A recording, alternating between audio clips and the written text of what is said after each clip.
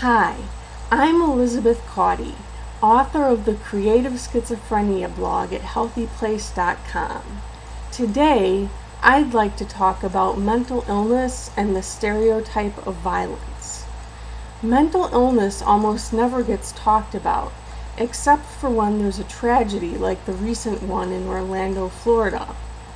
When something like that happens, mental illness gets talked about as something to be blamed for the tragedy, even though the shooter, in this case, did not have a history of clinically diagnosed mental illness. His wife said he had bipolar disorder, but he certainly doesn't represent most people with bipolar disorder who are not violent.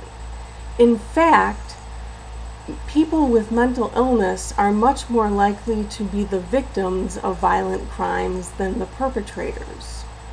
So now I'm going to talk about some things you can do to help battle stigma when a tragedy comes up and mental illness is being blamed.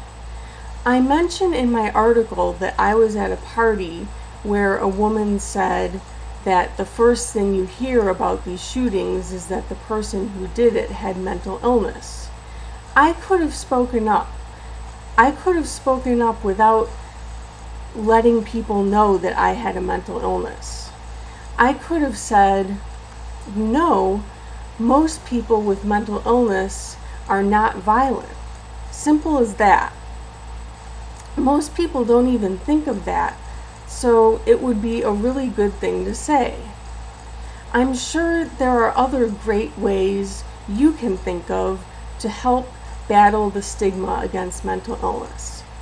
Thanks for watching. See you next time.